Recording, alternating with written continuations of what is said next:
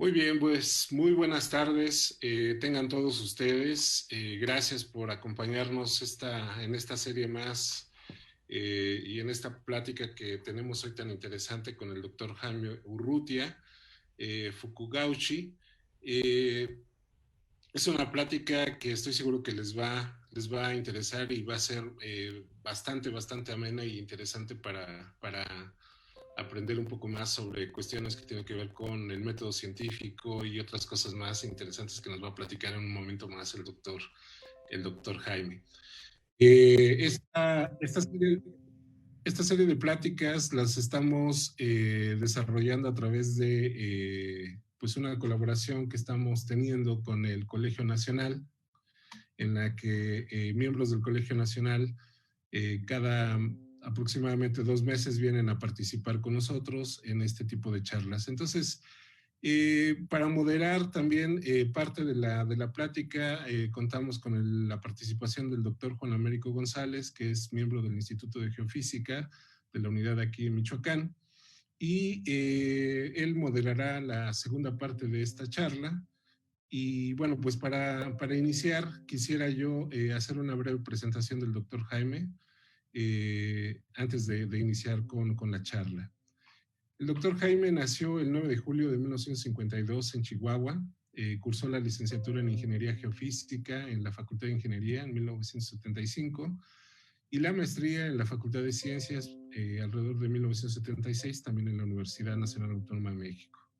Obtuvo el doctorado en la Universidad de Newcastle upon Tyne, en Inglaterra, en 1980, y realizó una estancia postdoctoral en la Universidad de Michigan, en Estados Unidos. Es investigador actual titular de nivel C en el Instituto de Geofísica y profesor de asignatura en la Facultad de Ciencias de la UNAM.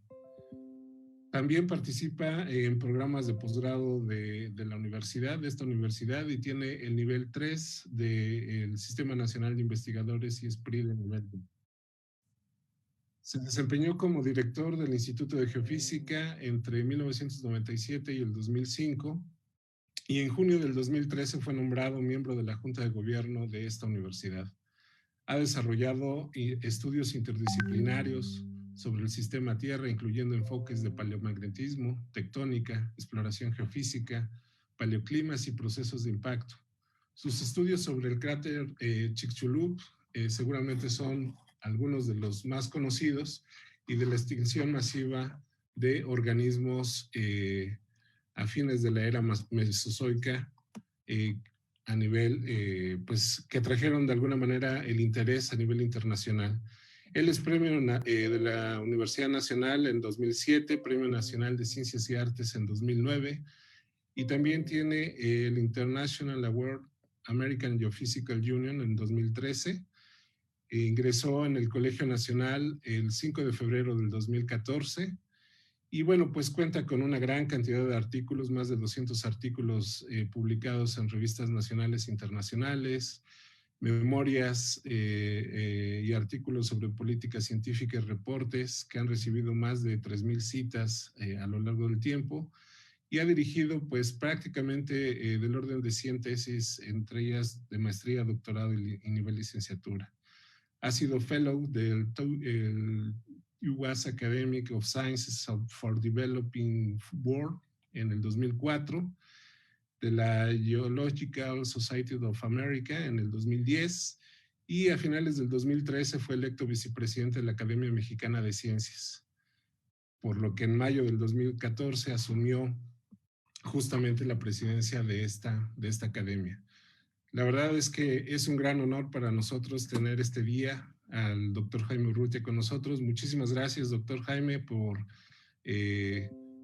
apoyarnos con este tipo de pláticas para nuestros jóvenes y para nuestros académicos, y sea usted bienvenido. Adelante. Muchas gracias, y muchas gracias por la invitación de parte del doctor Mario Rodríguez, el doctor Juan Américo. Es parte de las actividades prioritarias que tenemos en el Colegio Nacional, y apreciamos mucho esta colaboración establecida con la ENES, con el campus de la UNAM en Morelia, con el Centro Cultural Entonces, realmente para mí es un verdadero placer estar con ustedes. Dedicamos esta conferencia y pues de hecho todas las actividades que vamos a tener al doctor Mario Molina, premio Nobel y un muy distinguido miembro del Colegio Nacional, un universitario extremadamente destacado. La conferencia está pues dedicada en su honor. Es una persona que vamos a comentar un poco más también, excepcional en la parte de ciencia y en la parte de su compromiso con la sociedad y con nuestro país. La conferencia sale de unas colaboraciones iniciadas en el Colegio Nacional en este año, que se celebró el centenario del nacimiento de Ray Bradbury, uno de los escritores de ciencia ficción pues más connotados, más productivos.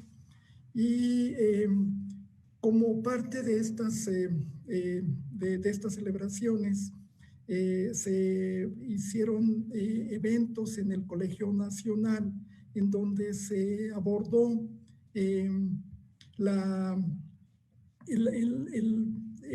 pues, la obra de Ray Bradbury desde diferentes puntos de vista. En Colegio Nacional, una de las riquezas es que confluyen todas las diferentes áreas del conocimiento, de la cultura, de las artes. Desde un inicio, los miembros del colegio fueron pues connotados pintores, literatos, humanistas, juristas y también científicos.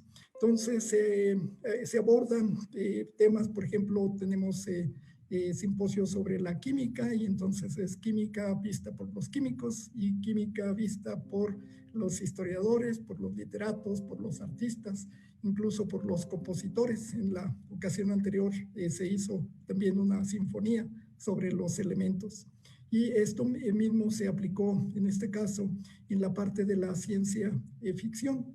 Y una de las preguntas que se hicieron fue, pues, ¿qué separa, qué distingue la ciencia de la ciencia ficción?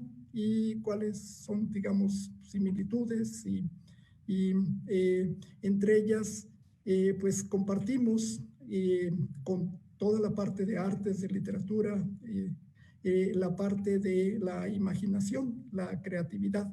Todas nuestras actividades se distinguen por eso. Entonces, pues la ciencia está impulsada también fuertemente por nuestra imaginación. Qué tan buenos somos para imaginar soluciones, para imaginar experimentos, para imaginar problemas. Y entonces, pues la pregunta es muy natural. ¿Hay algo que separe a la ciencia? Y dentro de ello, pues está fuertemente el método científico. Entonces, con esto, pues voy a tratar de platicarles un poco más sobre la parte de la ciencia ficción, la ciencia y el método científico. Pues todas nuestras actividades entonces están con creatividad, con innovación y la imaginación. Y la pregunta entonces es, pues, si hay algo que distingue a la ciencia y cómo se hace. Al final de cuentas, pues la hacemos igual que todas las demás otras actividades. Y la parte que la distingue es que es una actividad que tiene un sistema de autocorrección dentro, a diferencia de todas las otras actividades que dependen mucho de nuestros gustos, de nuestras percepciones. La ciencia está con este sistema que permite el que evitemos como nuestras subjetividades, nuestros intereses, nuestros gustos. No importa qué tan bonita nos parezca una hipótesis, una teoría, una interpretación de algún experimento que desarrollamos. Al final de cuentas, si los datos, las evidencias no están allí, esto tiene que ser abandonado. Ahorita les pongo un ejemplo muy cercano a algo que a mí en particular me gustó muchísimo, y pues que la evidencia implica que uno se tiene que mover hacia otro lado, ¿no? Entonces, los desarrollos en la ciencia pues no se adoptan por votación, no se adoptan por creer en ellos, no importa qué tan populares, qué tan aceptados, incluso qué tantas pruebas científicas hayan pasado. Es lo que ha desarrollado el método científico y lo que ha permitido la construcción del edificio científico a lo largo de muchas generaciones. Y entonces, pues la ciencia es esta actividad creativa, sistemática, que compartimos con otras áreas en la cultura, en las humanidades, en las ciencias. La diferencia está en esta parte de autocorrección, que es lo que permite a la ciencia avanzar. Y ahora la ciencia, la tecnología de las sociedades. Hemos pasado de estas sociedades de libre mercado a la sociedad del conocimiento.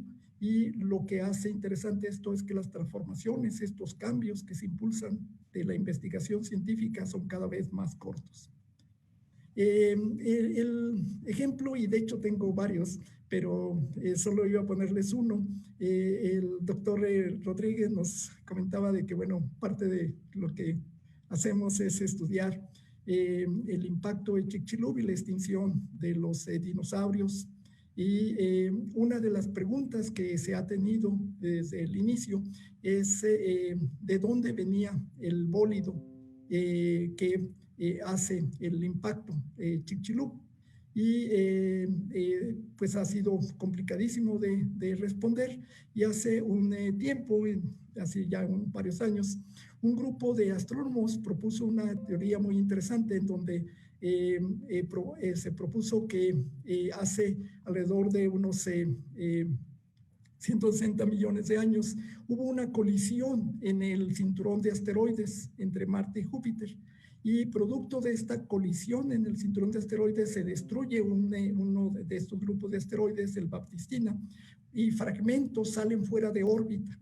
Uno eventualmente le pega a la Luna y forma el cráter de Tycho hace unos 100 millones de años, y un tiempo después otro fragmento de ese mismo asteroide le pega a la Tierra y hace el cráter Chicxulub.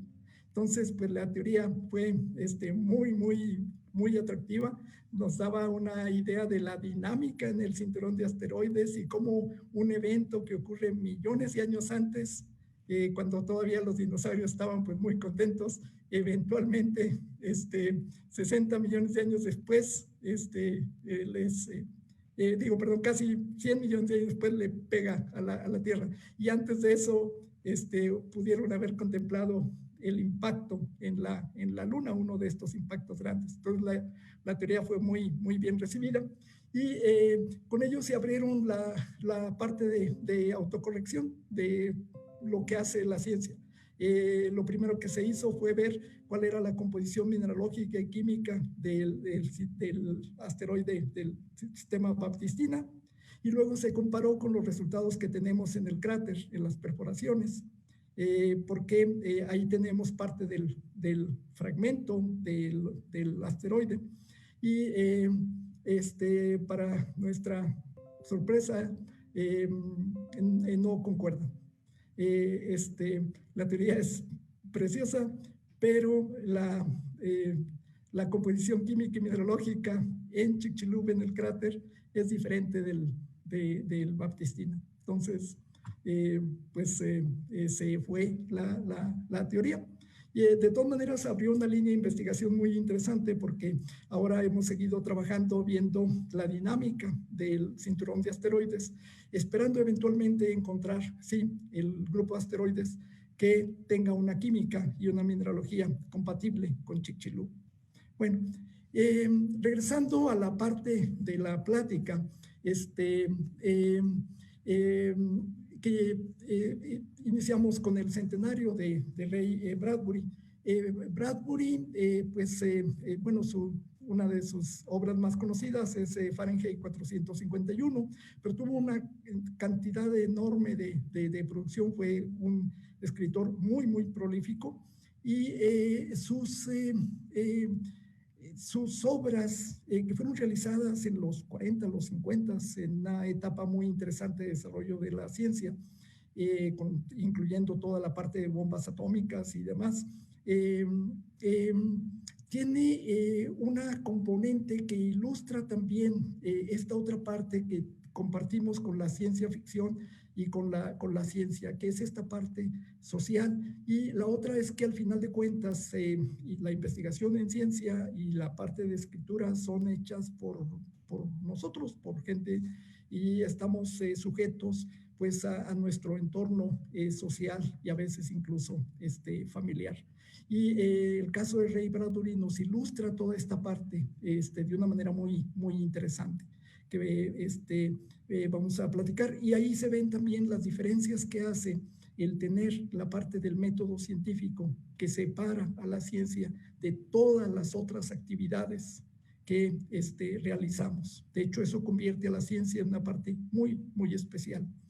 Entre las obras, bueno, de las que a mí más me gustaron a lo mejor de chico fue esta parte de Crónicas Marcianas, en donde pues literalmente al inicio era la exploración de Marte, la primera nave que llega de terrícolas a Marte, y cómo empieza esto a buscar a los marcianos en esa época, y luego cómo se va dando toda el desarrollo que hace Bradbury de lo que pasa con esta primera exploración en Marte, y después, vamos a ver en un momento, la parte de la colonización. Entonces, pues es a lo largo de muchísimos años. Ray Bradbury los publica ya en los 50s y pone la historia de una manera muy interesante porque inicia en 1999. Que en realidad en aquella época se veía lejos y ahora pues ya lo pasamos, y está desarrollada entre 1999 y 2026, que también ya nos queda muy cerca, y claro que nada de esto ha pasado, y tampoco, desafortunadamente tampoco había marcianos. Y la parte de la exploración ilustran esta conexión con la parte social, cómo se mezcla y cómo se manda el mensaje. El primer grupo es una serie de capítulos y de hecho fueron publicados de formas separadas antes de juntarse en las Crónicas Marcianas. Pero pues comienzan van las naves de los primeros astronautas, llegan a Marte y demás, y luego cómo comienzan a buscar a la parte de los marcianos que pues allí estaban, y cómo estos se atacan y de hecho pues matan a los primeros astronautas y demás, y luego cómo se va dando, y cuando llega la tercera expedición, resulta pues que ya no hay marcianos, y resulta que a los marcianos los atacó, igual que pasó a lo mejor aquí en las Antillas, en México, en la Nueva España, los virus y enfermedades que nosotros llevábamos, y desaparecen. Y luego cómo empieza nuevamente la exploración, cómo empiezan los problemas en la Tierra, y hace que pues haya un intento de habitar Marte y cambiarnos, ya que estamos destruyendo aquí a la Tierra con tanta guerra, pues y las bombas atómicas, vámonos a Marte, y cómo viene toda esa historia mezclada, y cómo eventualmente esos terrícolas acaban como marcianos. Entonces, pues este tipo de lecturas nos ilustra de qué manera se fueron dando. Tiene una larga historia, y de hecho una parte en la que, bueno, a mí me llama particularmente la atención es la parte de los investigadores, de los científicos que hacen, que escriben ciencia ficción, que escriben ficción. Uno de ellos, y hay muchos en realidad, lo cual hace pues, particularmente interesante, porque en la parte de cuando un científico, un investigador, trata de escribir sobre ficción, de alguna manera se refleja lo que uno tiene de formación, que es medio complicado, uno es medio cuadrado de repente y no hay manera de que uno se zafe tan fácil. Entonces, cuando uno lo ve, uno trata de ver cómo se hace para uno hacer ficción, que en la parte de un escritor, bueno, pues no tiene límites más que su imaginación, que tanto se le ocurre a uno escribir, mientras que la parte de los investigadores está, al final de cuentas, una barrera que uno no logra cruzar de que si esto puede ser real o no, o más allá de que a uno le guste. Entonces, esta parte de los investigadores escribiendo ficción ilustra muy bien la formación de los investigadores, la formación de un científico al final de cuentas. Uno de ellos, de los primeros, es Kepler, pues conocido con las leyes de movimiento planetario, las leyes de Kepler, cómo se mueve. Y Kepler pues vive en una época particularmente complicada, pero escribe una de las obras de ficción donde, que es esta de Somnium, en donde pues alguien que es en realidad él puede viajar a la luna, y la manera en que lo hace pues junta la parte así de brujería y demás, y pone, de hecho su madre pues tenía problemas porque estaba acusada de eso, y entonces el personaje Duracoto y su madre, Duracoto logra viajar a la luna durante un eclipse, y la manera en que viaja es con la sombra del eclipse, la sombra de la Tierra le hace el puente para irse a la luna, y se va por el cono de sombra. Que es una manera muy interesante, y al final de cuentas, pues sí, realmente, pues la luna, la sombra de la Tierra es la que viaja hacia la luna, y pues llega allí, ¿no? Entonces, interesante cómo lo une, y refleja parte también del gran interés y compromiso que tenía Kepler por entender cómo se mueven los planetas.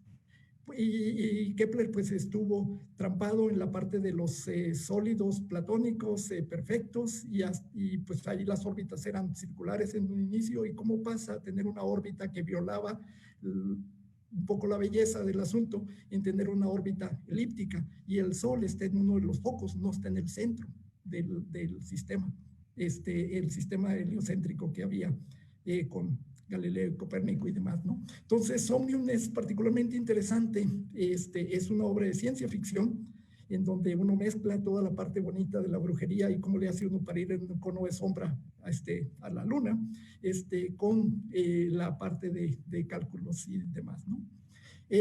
Otros que lo hicieron de una manera también muy interesante es, por ejemplo, Jonathan Swift, que su obra pues es más conocida, es Gulliver. Gulliver pues viaja a diferentes países, lo cual lo hace muy internacional, y de hecho Jonathan Swift tenía esta forma muy amplia internacional de hacer las cosas, que también es otra característica de la ciencia, el andar brincando de un lado al otro y tener colegas pues de diferentes nacionalidades, no importa de dónde venga uno, qué color uno tenga, y ahora más gracias a que estamos conectados a la distancia y nadie nos puede ver como somos. Gulliver hace eso, y dentro de sus cosas, él va que es una obra satírica, es en realidad una crítica a la sociedad extremadamente fuerte. De hecho, incluso critica cosas muy interesantes como la Royal Society, porque le toca en esa época que se hace, critica la Royal Society, y de hecho entre los viajes donde va a Lilliput y donde va a una isla flotante en el reino de la puta, y allí esa isla, la ciudad entera flotaba en el aire, y allí nada más eran puros gente que se dedicaba a la ciencia y a la cultura. y se defendían y atacaban echándoles piedras por arriba de la luna y una serie de cosas muy bonitas. Y dentro de eso hay un grupo de astrónomos que describe las lunas en Marte, en una época en donde pues faltaba muchísimo para ser descubiertas. De hecho, pues fueron hasta 1877 ya con observaciones astronómicas que y complicadísimo. Y la forma en que lo hace es de una manera muy interesante. Dice, bueno, pues la Tierra tiene una luna, Júpiter tiene 5, que eran las que se conocían. Y entonces dice, pues Marte a lo mejor le toca 2 o 3. Y entonces el problema es que no se ven y no se habían descubierto. Entonces él dice, pues tienen que ser muy pequeñas y estar muy pegadas a Marte para que no la podamos ver.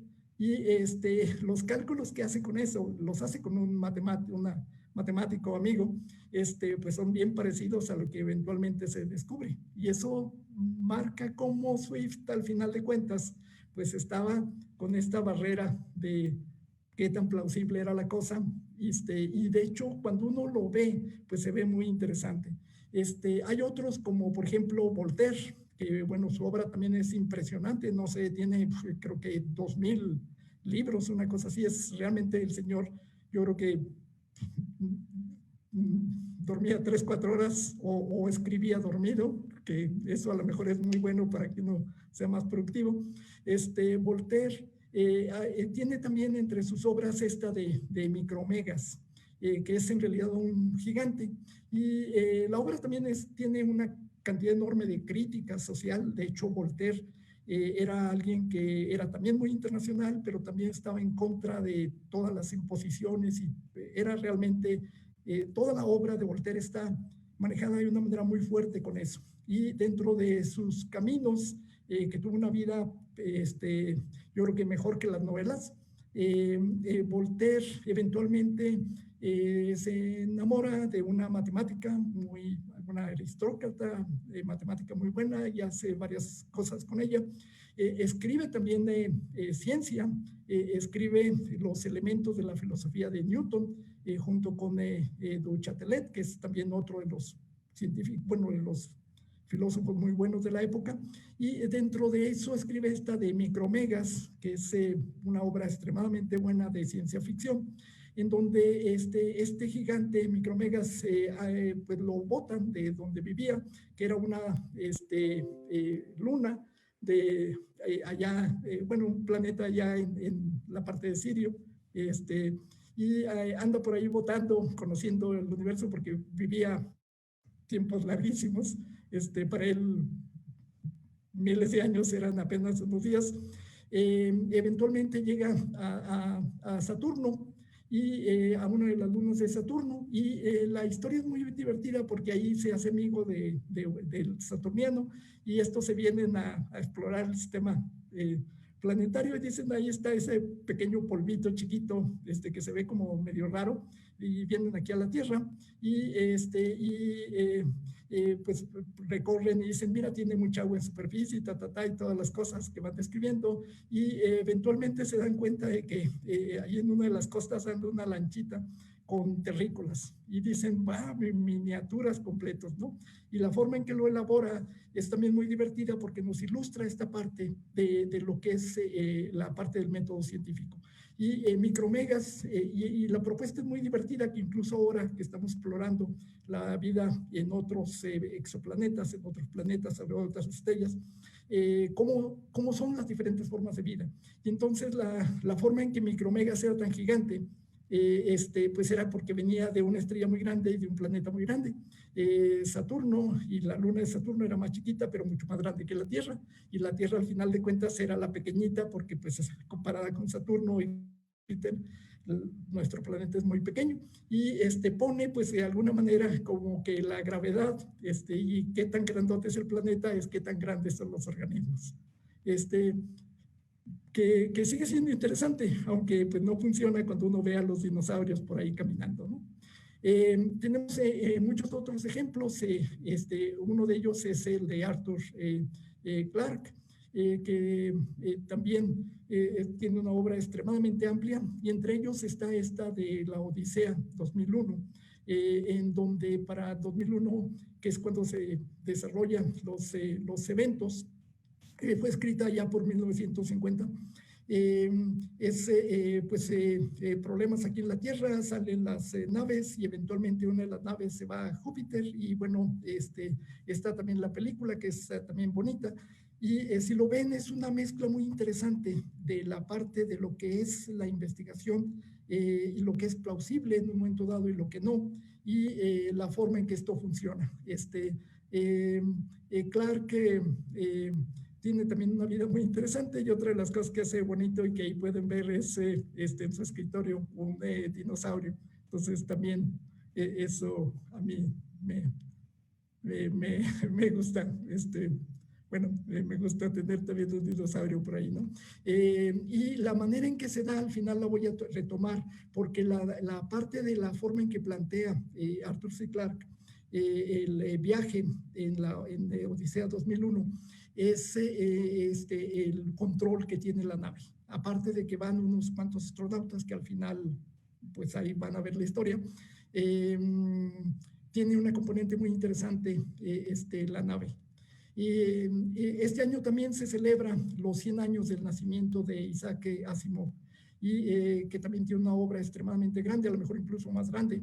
Y Isaac tiene una diferencia con Ray Bradbury, que Asimov tenía un doctorado en química de la Universidad de Columbia y él era profesor de bioquímica en la Universidad de Boston. Entonces su principal trabajo era dar clases, hacer tesis y publicar artículos si es que quería estar por allí, y dentro de ello pues el tiempo libre parece que lo dedicaba muy bien a escribir obras, y dentro de eso tiene una cantidad enorme. Dentro de eso escribe esta serie sobre Yo, Robot, en donde pone la parte de la robótica y usa todos sus conocimientos de bioquímica y de química para ver la parte de funcionamiento de Yo, Robot. Yo, Robot y los que siguen de Robot Dreams y todos los demás tienen esa componente de lo que representa ahora toda la parte de robótica y también la unión con la inteligencia artificial. Los robots, al final de cuentas, desarrollan una inteligencia y una forma de separar y de funcionar. Y de ahí vienen estas reglas iniciales que tenemos para la robótica, entre ellas esta de que yo, robot, lo primero que tengo que hacer es pues que nunca voy a matar a nadie de humanos. Pero luego vienen las interesantes complicaciones, porque pues al final de cuentas otros humanos atacan al otro humano que es el que hizo el robot, y etcétera, y entonces el robot tiene que decidir entre si salva la vida del que lo hizo y se echa al otro humano al final de cuentas o no. O sea, cómo hace un robot para tomar partido. Y la manera en que lo hace es muy divertida y es muy parecida a muchas otras obras, en donde se tiene un narrador, que en este caso es una narradora, una doctora, que narra la interacción con los robots, y que ella es, literalmente su especialidad es psicología de robots. ¿Cuál es la psicología de la inteligencia artificial? Entonces, también altamente recomendable. Y luego, bueno, lugar especial, pues merece Carl Sagan, astrónomo también, con una investigación científica de primera línea, y que en un momento dado entra en la parte de divulgación de la ciencia, porque él consideraba que era extremadamente importante pues que la ciencia fuera promovida. Y Sagan tiene una componente, falleció ya hace varios años, pero tiene una componente que sigue siendo terriblemente importante y que a lo mejor pues se ve, bueno, hay que decirlo de frente, que es el desarrollo de la investigación científica, y desde la época de Sagan se ha multiplicado de una manera impresionante. Sagan tiene esta parte de preocupación de qué es lo que está pasando con la investigación científica y con la educación y con las sociedades y sobre todo con los gobiernos en el mundo. Sagan, por un lado, pues visualiza que la investigación, la ciencia tiene un avance impresionante, y por otro lado la educación y la parte de los conceptos morales y la forma en que se toman las decisiones políticas no está a la par. Y él se preocupa fuertemente porque, por un lado, tenemos una gran ciencia y por otro lado tenemos una ignorancia impresionante. La mayor parte del mundo es analfabeta científicamente. Así como hace varios siglos éramos analfabetos en saber leer y escribir, ahora somos analfabetos en la parte de ciencia. Usamos celulares, usamos toda esta forma de comunicarnos y pocos saben cómo funciona y a pocos incluso le interesa. Y Sagan, el mensaje que manda es que a un gran poder, que es el que confiere la ciencia, debe de venir un gran compromiso y una gran educación, cosa que los gobiernos no tienen y que no sabemos como sociedad apreciar. Aparte de eso, ahorita comentamos otro de los mensajes fuertes de Carl Sagan, y entonces escribe una novela de ficción completa, que es Contacto. También tiene su película con Jodie Foster, y junto con eso escribe pues una cantidad enorme de obras: El mundo y sus demonios, El cerebro de Broca, que es reflexiones sobre cómo se hace la ciencia, y pues la serie que ha sido terriblemente exitosa, que es la de Cosmos. Y seguramente a Sagan le habría encantado saber que se descubrieron ya, y fue en la época en que falleció, las primeras confirmaciones de exoplanetas. Y bueno, ya para concluir, mencionar a Galileo Galilei, que no tiene obras de la parte de ficción, pero en la parte en que él estaba trabajando, pues es 1564 nace y es la época de los Médicis y demás. No había método científico como tal. De hecho, él es uno de los fundadores de este método científico de experimentación, de que qué tan buena sea la idea, hay que someterla a prueba y experimentar y ver cómo funcionan las cosas. Y dentro de eso escribe dos de sus obras particularmente interesantes, porque son como una síntesis de todos sus aportes y sus conocimientos, que es esta parte de los diálogos de la ciencia, que está publicada en 1632, y la parte de los discursos, que bueno, ya es la última, ya cuando estaba de hecho preso en su casa y etcétera. Y la manera en que lo describe es particularmente interesante, porque tanto diálogos como los discursos es en realidad una especie como de intercambio de propuestas, de ideas, de discusión, de que yo digo esto y pues sale el contraargumento y demás, que es esto de tener allí a Simplicio, que es el que de alguna manera defendía los diálogos a la posición aristotélica, y luego ya en discursos se convierte Simplicio en alguien muy versado y muy letrado, ¿no?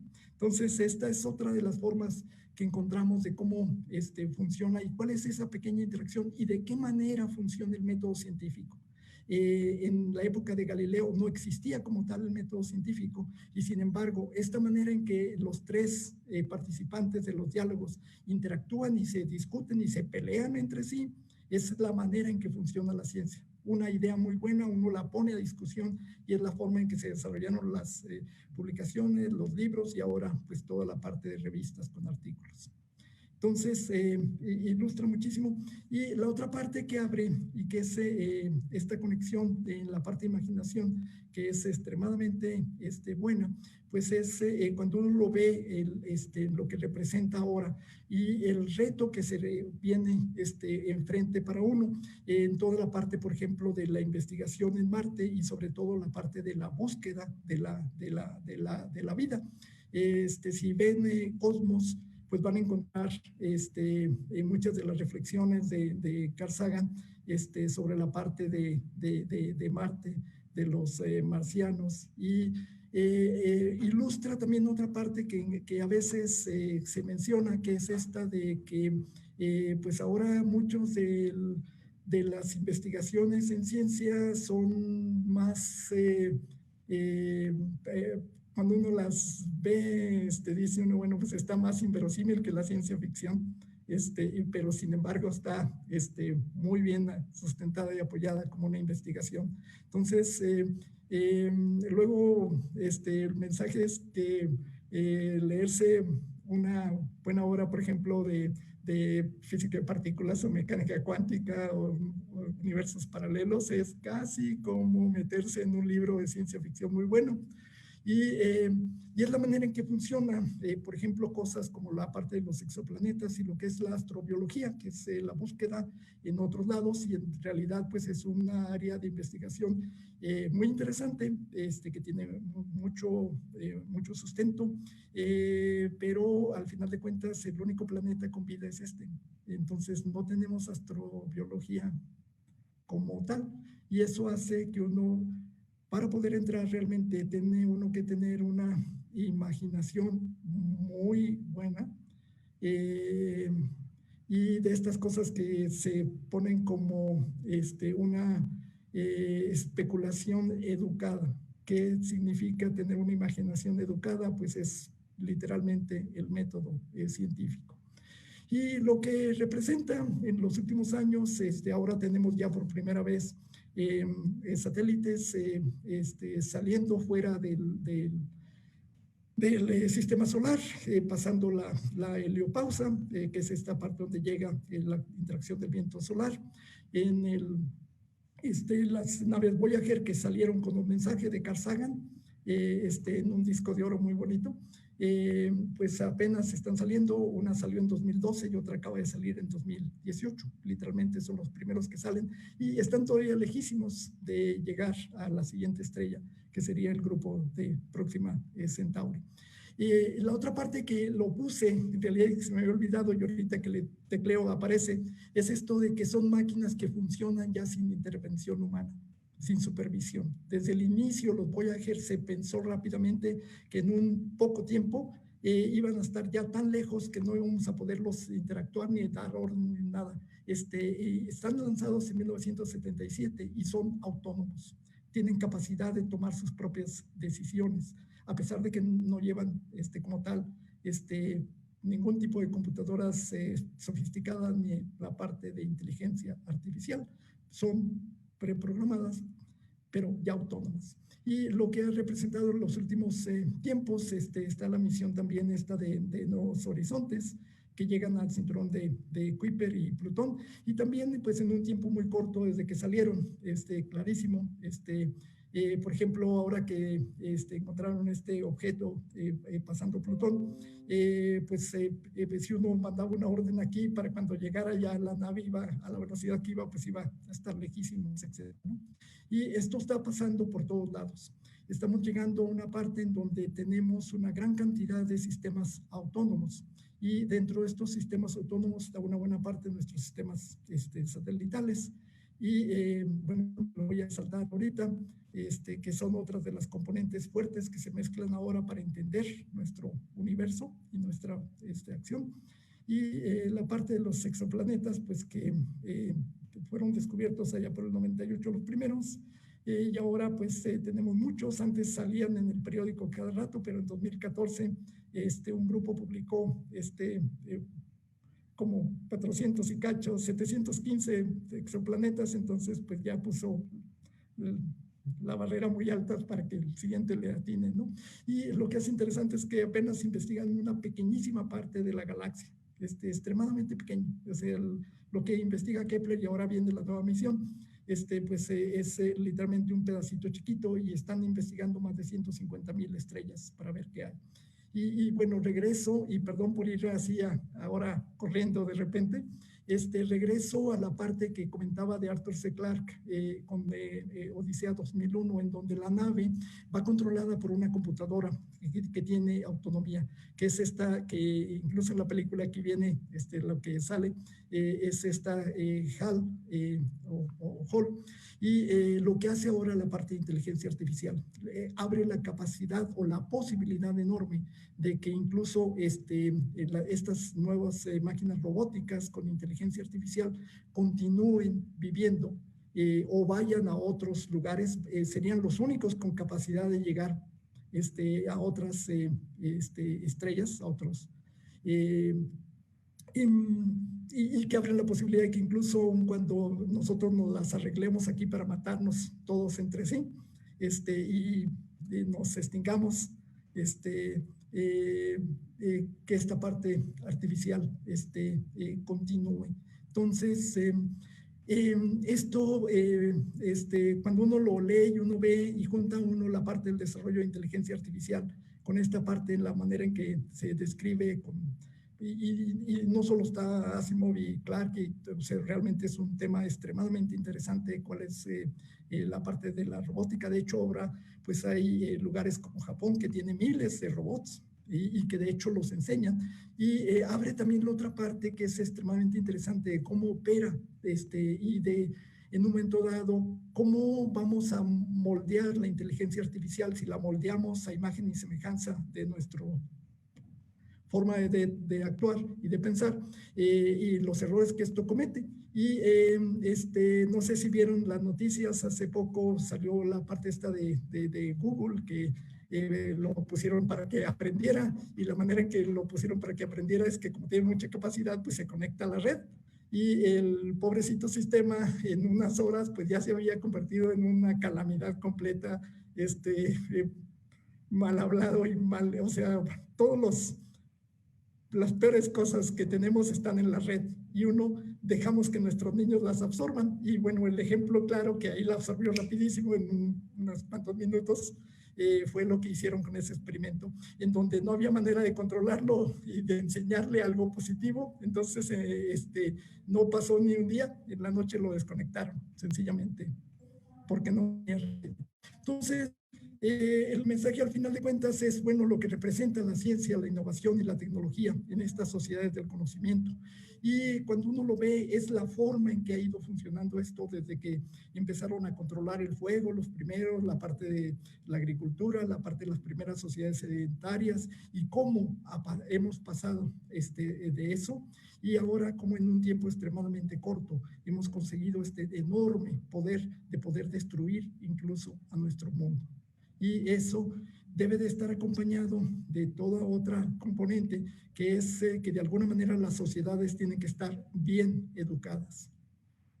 Tenemos que educarnos y tenemos que tener o buscar la forma en que nuestros dirigentes, la gente que toma las decisiones, sea bien educada. Y si no, por X o Y razón, que todo el mundo creo que lo vemos pasar cada rato, tengan al menos la humildad de buscar una asesoría científica. No podemos seguir tomando decisiones nada más por caprichos, nada más por ideas, nada más porque a alguien se le ocurre.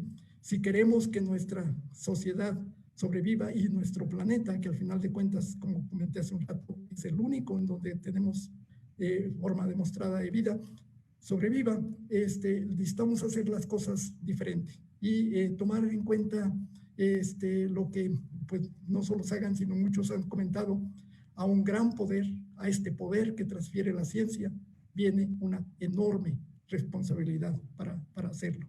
Y termino nuevamente con Sagan, que hace tiempo, cuando iban los Voyager y que estaban ya a punto de perder la conexión, Sagan propuso que se regresara, que voltearan la cámara y apuntaran hacia la Tierra, y es ese punto, esa mota de polvo azul plana allá en el espacio. Ahora se une a algo que está, pues para mi gusto también muy bonito, que es esta misión china, el Chang'e 4. La foto está tomada de la parte oculta de la Luna, y lo que vemos abajo, que no sé si alcanzan a ver, es la Tierra. No necesitamos irnos a distancia que Sagan tomó el Blue Pale Dot. Aquí cerca en la Luna, nuestro planeta aparece en su exacta dimensión. Somos un planeta pequeño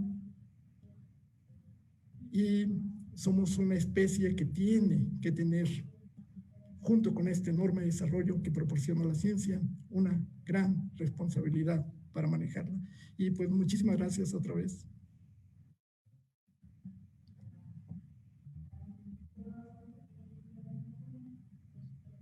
Pues muchísimas gracias, doctor Jaime Urrutia. Ha sido realmente una conversación deliciosa, una muy del estilo que se hace en el Centro Cultural de MES en Morelia. Y ha habido muchos comentarios en redes sociales. Primero yo quiero felicitar al doctor Jaime Urrutia porque recientemente, hace unos cuantos meses, le otorgaron otro reconocimiento más como investigador emérito del Instituto de Geofísica. Y entonces, a nombre del Laboratorio Nacional de Clima Espacial y de toda la unidad de Michoacán, les queremos felicitar mucho. Es un orgullo la trayectoria que ha seguido el doctor Jaime Urrutia. Y bueno, entrando a la plática que ha sido, pues ha causado mucho interés entre los jóvenes que están siguiendo las redes sociales del Centro Cultural y del LANCE, la ciencia y ciencia ficción, el centenario de Bradbury. Y comentabas, Jaime, por ejemplo, de Crónicas Marcianas. Y es muy interesante que te hayas referido a ellas porque coincidimos en este momento con la Semana Mundial del Espacio. Estamos durante la celebración de la Semana Mundial del Espacio y los Estados Unidos acaban de definir como objetivo el regreso a Marte, el regreso a la Luna como primer paso para la colonización de Marte. La primera misión de regreso a la Luna está planteada para 2024 y la idea es que la Luna se utilizará como una base para los lanzamientos y la exploración hacia Marte. Y muchos de los cuentos que conforman Crónicas Marcianas, pues estaban hablando también, y tú lo mencionabas muy bien, del 2024. Y entonces es impresionante cómo la literatura y la ciencia ficción se combinan con la historia y todo tiene que ver con el conocimiento científico. También has tocado a autores que a todos aquí han emocionado: Isaac Asimov, Arthur C. Clarke y desde luego Sagan. Entonces, hay una pregunta en particular que me gustaría que si nos puedes contestar, Jaime, que tiene que ver como cómo definirías a una persona literada científicamente. ¿Qué es una persona que sabe de ciencia? ¿Cuál es el conocimiento que deberían tener los tomadores de decisión para tomar decisiones correctas en ciertos temas estratégicos? Es hecho, en realidad, pues una de las componentes importantes y que también tiene mucha discusión en la parte de los asesores científicos en los gobiernos. ¿Qué representa esto? Y tenemos muchos ejemplos. Ahora, por ejemplo, con la pandemia, pues es clarísimo que requerimos que las personas que tengan los conocimientos y tengan la experiencia sean los que estén encargados de la toma de decisiones, de la implementación de políticas y del desarrollo de programas. Tiene varias componentes. Una de ellas pues es esta parte que pues es la parte como de talacha, pues que hay que estudiar, que hay que aprender, que hay que tener una dinámica de estar continuamente informándose. Y la otra parte es que la preparación de gente en los doctorados en ciencias enseña como a tener este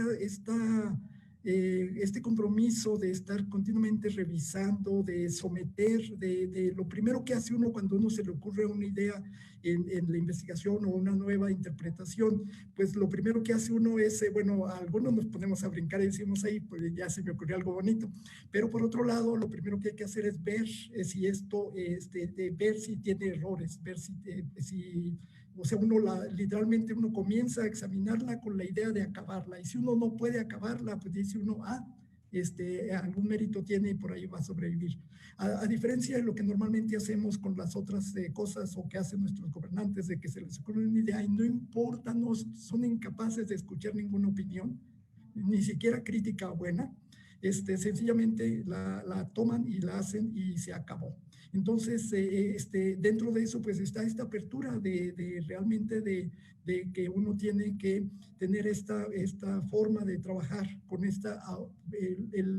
y de hecho en la parte de los investigadores acaba uno siendo como que el principal crítico de lo que uno hace es uno mismo. Y eso es lo que debería de gobernar el asunto. Y no al revés, el principal palero y que grita que bien lo haces, eres uno, pues eso no, nada más no va a funcionar. Entonces, hay una serie de componentes en realidad muy importantes que deben de venir con eso. Uy, sabemos, Jaime, que tienes un compromiso a las 6 en punto. Es una pena, Mario, si quieres cerrar y despedir al doctor Jaime Urrutia, que sí, tiene otro compromiso. Si quieren, pueden seguir como conversando unos 10 minutos y luego yo con mucho gusto me uno, pero no sé qué tan buena idea sea eso, de tomar preguntas. Yo con muchísimo gusto, encantadísimo de seguir comentando y platicando con todos ustedes.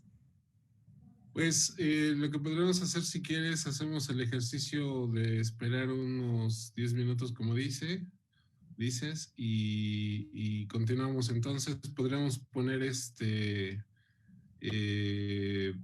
una imagen, Mónica, para que podamos, o podemos seguir, no sé si quieres seguir interactuando algunos de los temas, Juan Américo, y platicamos mientras estos 10 minutos. Platicamos de los temas que tocó el doctor Urrutia durante su presentación, y claro, cuando regrese, pues le hacemos un resumen de los comentarios y cerramos la presentación para que podamos despedirnos bien. Vale, pues entonces espero.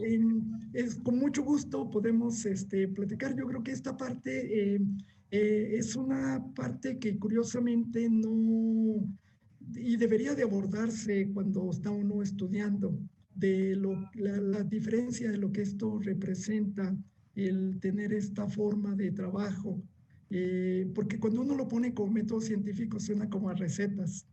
De que uno pues es como uno le tiene para hacer un experimento, le tiene que picar aquí, le tiene que picar acá, o sea, y eso en realidad uno como que le queda la idea de que ya aprendí el método científico, y realmente la parte del método científico es una parte pues más más una componente más filosófica, de una forma de ver el mundo y una forma de verse uno.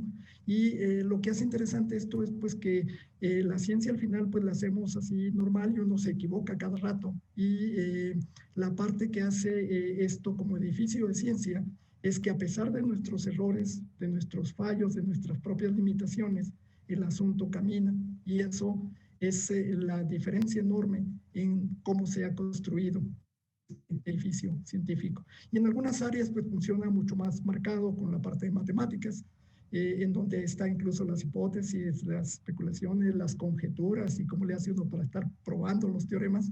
Y en otras como que lo diluimos un poco y somos un poco menos cuidadosos a lo mejor. Muy bien. Pues entonces seguimos conversando aquí y lo esperamos en 10 minutos, doctor Jaime. Muy amable, muchísimas gracias. Muy bien. Gracias.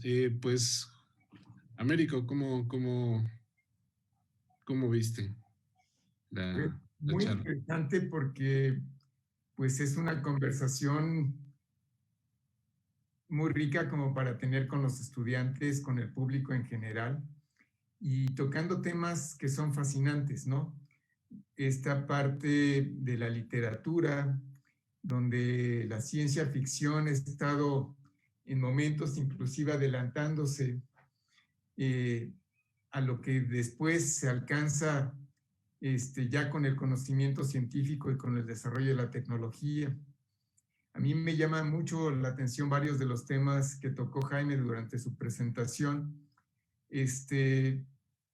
Esto de que las crónicas marcianas de Ray Bradbury, donde se están celebrando además los 100 años de su natalicio, y que actualmente la NASA, y no solamente la NASA, sino también China, también la India, inclusive Arabia Saudita, están apuntando misiones espaciales hacia el desarrollo de una posible colonización de Marte.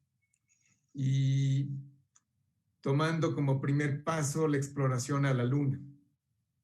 Y esto pues tiene también mucho que ver con lo que estamos celebrando y celebramos todos los años en Morelia con la ENES y en colaboración con el Laboratorio Nacional de Clima Espacial, la Semana Mundial del Espacio. Y esta plática pues me parece que ha sido muy propicia en este marco, tanto de las pláticas que este ciclo del Colegio Nacional, como dentro del marco de la Semana Mundial del Espacio. Y retomando lo que es la literatura, la ciencia ficción y el conocimiento científico.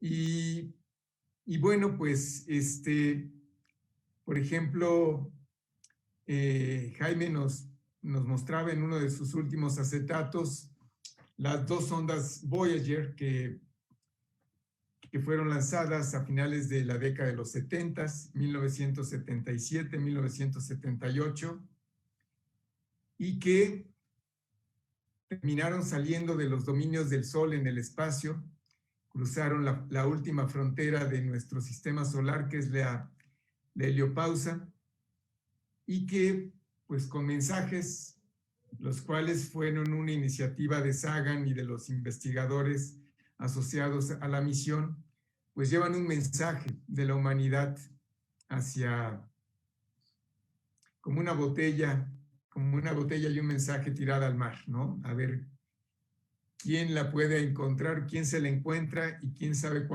en cuánto tiempo después. Y pues sí, pero en esa época todavía no había el desarrollo de la inteligencia artificial, ¿no? Del cual después hablaba Jaime. Si ahora una misión en este momento, pero ya con inteligencia artificial, haría que estas naves fueran muchísimo más independientes. Y bueno, pues existe inclusive la discusión de hasta dónde debe llegar la inteligencia artificial. Sí, sin duda es una parte fascinante esto de poder imaginar y poder hacer los sueños realidad. Incluso yo me iría un poquito a lo mejor más atrás, por ejemplo, de Julio Verne, ¿no? Julio Verne también, pues en estos viajes y en estas propuestas del viaje hacia la luna y todo lo que se planteó y se plasmó en ese tipo de literatura, y a lo que tenemos al día de hoy, caray, es realmente fascinante e importante, ¿no? Interesante todo esto, ¿no? Ahora que tocas este tema justo de las Voyager y de las Pioneer, pues que justo están ya pues en su viaje interestelar en este momento, es sumamente también fascinante, sí, lo que se ha investigado y lo que se ha podido hacer a través de las misiones y de cómo saber cómo está conformada, por ejemplo, nuestra heliosfera. Saber que además esta heliosfera, por ejemplo, hasta hace unos años pensábamos que era o que tenía cierta proporción más o menos esférica, y lejos de eso nos hemos dado cuenta de que no, que está como deformada esa burbuja ahí a lo largo de varios cientos de unidades astronómicas, donde la unidad astronómica pues es la distancia que hay de la Tierra al Sol. Pues el haber averiguado esto, seguro pues parte uno del sueño, ¿no? De la ficción justamente, ¿no? La ficción que al final del día nos permite pues hacer poco a poco realidad ese sueño de poder ir más allá y saber qué hay en este gran y vasto universo, desde donde se ve justamente esta imagen que decía cuando voltea justo esta misión, la Voyager, a observar el punto azul pálido que es nuestro planeta, y que Carl Sagan pues de tanto hablaba sobre él, ¿no? Entonces sí, es sin duda es fascinante. A mí lo que me interesó muchísimo de la plática y de lo que habló ahora es de cómo, de la incongruencia un poco de, uno pensaría que este choque que hubo previamente antes de la extinción de los dinosaurios y con el de Chicxulub, yo hubiese pensado que estaban de alguna manera correlacionados o tenían a lo mejor quizás el mismo origen y resulta que no, ¿no? Eso es muy, muy interesante y la ciencia es así, ¿no? La ciencia pues a veces tiene que estar avanzando en ciertas direcciones y regresar 2 pasos, avanzar 3, retroceder 2, indagar y buscar en otros lugares de tal manera que pues siempre eso nos permite poco a poco buscar las pistas que nos llevan a desentrañar de alguna manera el conocimiento y todos los saberes sobre lo que estamos investigando, ¿no? Sí, Mario, pues un tema central de la presentación del doctor Urrutia fue el método científico y la cultura científica, la importancia de la cultura científica para la toma de decisiones, pero es muy interesante y por otro lado no es trivial cómo explicar en qué radica el método científico, porque bien lo decía Jaime en su plática, no es simplemente una receta que uno que va siguiendo pasos y que con eso uno dice, bueno, ya apliqué el método científico y esta es una verdad científica. En realidad, la ciencia es una actividad viva, en constante movimiento, en constante cuestionamiento. Cualquier afirmación tiene que basarse en experimentos, en datos, y cualquier teoría tiene que hacer predicciones, no solamente tiene que explicar lo que está pasando, sino tiene que predecir qué va a pasar. Y esto se comprueba, se confronta continuamente con experimentos.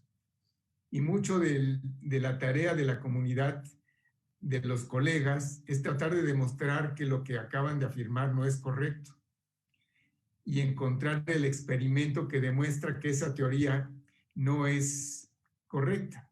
O lo contrario, que efectivamente está prediciendo correctamente los resultados del experimento. Y pues ha habido, en la plática, Jaime nos daba un ejemplo del cual tú mencionabas, Mario, donde pues la colisión donde la explicación de un evento en la Luna y un evento en la Tierra que ocurrió hace cientos de millones de años, bueno, no cientos, 64 millones de años y 100 millones de años, hablaba de la colisión en la Luna. Bueno, pues daba como una explicación muy bonita a estas dos observaciones, al cráter que se encontraba en la Luna, cómo se formó ese cráter, y lo que después, varios millones de años después, iba a ocurrir en la Tierra con el impacto del asteroide que produjo el Chicxulub. Y bueno, pues era un modelo muy bonito, era una teoría muy bonita que podía explicar dos hechos, y desafortunadamente, aunque había una idea muy bonita, un modelo que a todos nos gustaba, los científicos empezaron a hacer observaciones, empezaron a hacer mediciones y se dieron cuenta que los datos de la Tierra y de la excavación de donde fue el impacto del cráter de Chicxulub, pues no concordaban con los datos que se tenían del impacto en la Luna. Y se tuvo que desechar esa idea tan bonita y sigue abierta la pregunta de qué pasó. De qué pasó y de dónde vino el cuerpo que produjo el impacto de Chicxulub.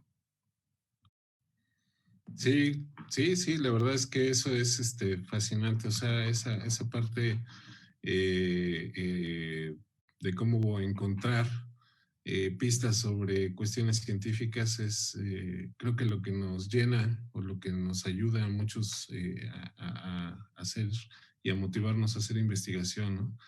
Y bueno, pues todas estas nuevas misiones espaciales que ya hay, de las que estabas hablando, sobre todo de los grandes planes de los estadounidenses de volver a ir a Marte, ¿no? De poder revisar pues muchas de las cosas. La noticia que hace poco también salió sobre la posibilidad de material orgánico o cierto material con cierto tipo de vida en Venus, por ejemplo, ¿no? Que también esa es otra de las cosas que también ha destacado muy recientemente, pues ha sido también justo muy interesante, ¿no? Eh, bueno, creo que tenemos al doctor Jaime ya conectándose. Qué bueno que regresó. Ya está por acá el doctor Jaime Urrutia nuevamente. Justo estábamos platicando de algunas de las consideraciones y lo fascinante que es el estar pues haciendo investigación con estos nuevos métodos y con estas nuevas misiones y algunas de las cuestiones que están de frontera en este momento de conocimiento, ¿no? Ahí creo que me parece que hay algunos mensajes que nos han llegado de la gente que todavía está conectada y que con gusto lo está esperando. Entonces, si quieren, pasamos justo a revisarlos un poco. Juan Américo. Pues me parece que el tema que más ha producido interés en nuestros audiencia es esta parte de la alfabetización científica y de la importancia de la alfabetización científica y de cómo adquirir estos fundamentos científicos, cómo la gente, los estudiantes, bueno, pues estudiando una carrera científica, inclusive haciendo un posgrado, convirtiéndose en investigadores. Pero también me pregunto, Jaime, para el público en general, la gente que no necesariamente pues sigue una carrera científica y que desarrolla otras actividades en la sociedad, ¿cómo pudieran adquirir parte de esta cultura científica? Importante, Sí, pues en realidad es una de las preocupaciones y de las tareas que tienen las academias de ciencia, la parte de las sociedades, y es algo complicado, que ha resultado difícil de lograr. Por un lado, pues sigue la percepción de que que hay muchas personas pues que no confían, digamos, en la ciencia, que incluso eh, la ven como algo complicado, como algo ajeno, y hay una, pues como que no hay confianza en la investigación. La parte de los que trabajan en investigación, pues hemos sido incapaces de transmitir en realidad este otro mensaje. Y se ha ido generando en buena parte también pues por problemas nuestros. En el siglo pasado, pues, y bueno, todavía ahora una buena parte de nuestros investigadores trabaja en hacer armas nucleares, en hacer armas biológicas. No tienen esa parte de compromiso moral que debería de formar parte de nuestra formación científica.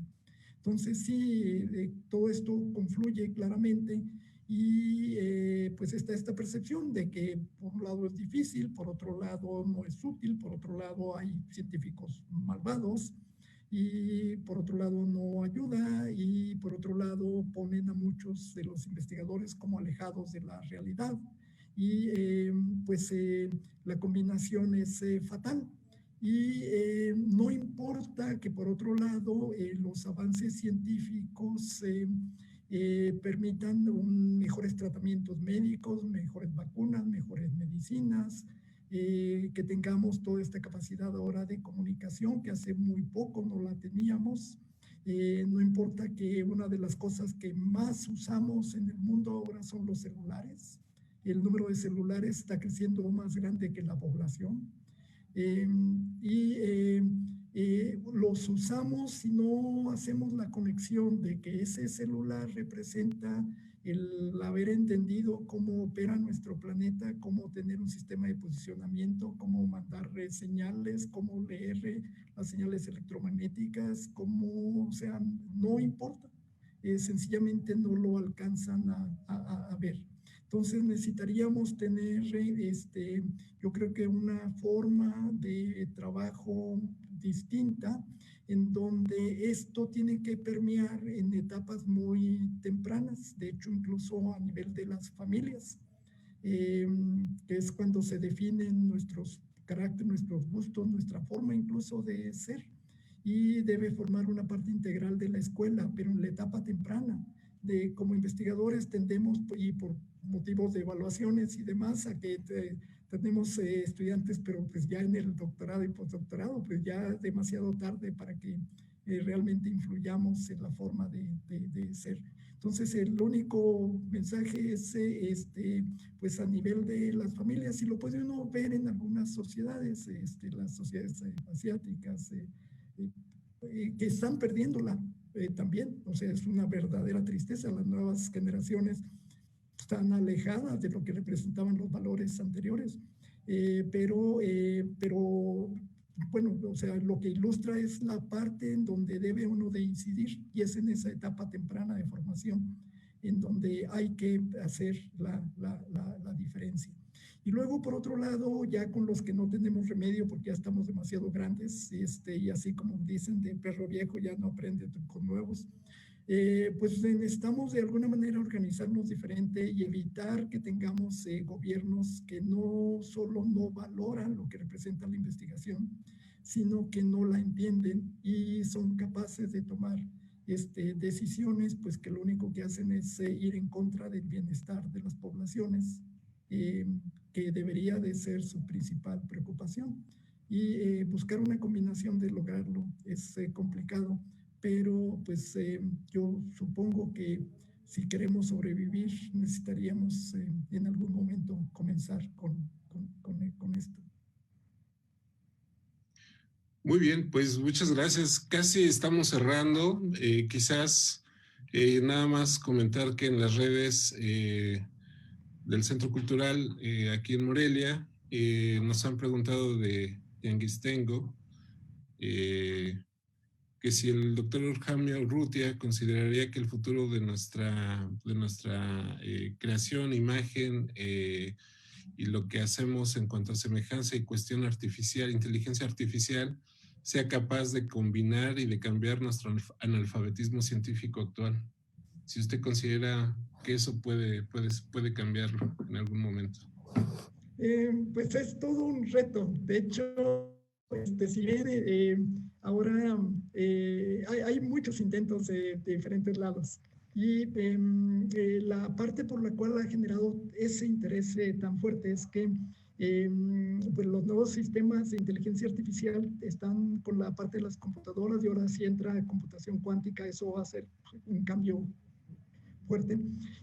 Son capaces de procesar un número infinito de opciones, de posibilidades. Entonces, cuando uno lo une, eso da un poder gigante. Entonces, sí requiere esta parte, digamos, de cómo literalmente vamos a enseñar a las inteligencias artificiales. Y hay un grupo de investigadores pues, que piensa que es más fácil enseñarle a la inteligencia artificial que enseñarle a nuestros bebés. Y entonces están en eso. Si ven, hay varios casos ya muy llamativos de robots que están enseñando como si fueran bebés, y literalmente van a clase, y tienen psicólogos, y tienen su nana que los cuida y demás, ¿no? Pues la apuesta es a ver cómo funciona. Al momento se ve muy interesante la forma en que está trabajando, pero al final de cuentas pues están en una burbuja, no tienen interacción fuera de ese grupo controlado. Lo divertido va a ser cuando un robot con esas capacidades sale a nuestro hermoso mundo y con esa capacidad de aprendizaje, pues va a ser todo algo interesante. Hay algunos que ya trabajan de una manera un poco autónoma, pero están todavía preprogramados. Tienen ciertas barreras que no pueden cruzar. Pero funcionan también muy bien. No sé si vieron a la robot esta que ahora es ciudadana de Saudi Arabia. Divertidísimo platicar con ella. Sí. Es todo un caso. Y así como ello, pues ahora hay muchos. La otra parte es que pues está la capacidad de tener empatía, de tener pues amistad de emociones. Fueron exploradas un poco cuando se mandó Kiyo, el robot que fue a acompañar al astronauta japonés todo el año en la estación espacial. Se buscó cómo hacerlo y al final de cuentas, pues no, Kiyo no estaba totalmente autónomo, estaba precontrolado. Porque Kiyo además podía estar monitoreando el latido del corazón, la temperatura del astronauta. Literalmente Kiyo se daba cuenta de si el astronauta se levantaba medio dormido o no durmió bien. Antes de que uno dijera, hoy necesito un café, ya aquí yo ya se lo estaba haciendo, ¿no? Pues a ver en qué va a acabar, pero sí es algo que yo encuentro muy fascinante. Que abre una serie de posibilidades en donde a lo mejor los que les vamos a heredar el mundo no va a ser a las cucarachas, sino va a ser a los robots. Pues sí. Muchas gracias. Pues creo que pues terminaríamos prácticamente con esto. Le agradecemos muchísimo al doctor Jaime Urrutia su participación en este evento sobre pues la conversación del Colegio Nacional aquí en el Centro Cultural Morelia. Muchas gracias por esta intervención y por esta participación. Como siempre ha sido un gusto tenerlo ahora pues a la distancia, pero siempre ha sido usted bienvenido aquí en Morelia y siempre hemos estado, siempre nos ha gustado la participación que nos ha traído en las pláticas tan interesantes que nos ha traído aquí al Centro Cultural. Muchísimas gracias. Muchísimas gracias también al doctor Juan Américo González, coordinador del Laboratorio Nacional de Clima Espacial, por haber estado también gestionando y participando en esta conversación. La verdad es que estamos muy contentos también porque, bueno, pues esto coincide también con la Semana Mundial del Espacio, como lo comentábamos hace rato el doctor Juan Américo y yo. Y bueno, pues en efecto yo también me uno a esta conmemoración por el doctor Mario Molina, ¿no? Desafortunado deceso para nuestra ciencia en México en este momento. Muchísimas gracias y sigamos adelante con la inteligencia artificial y lo que venga por delante.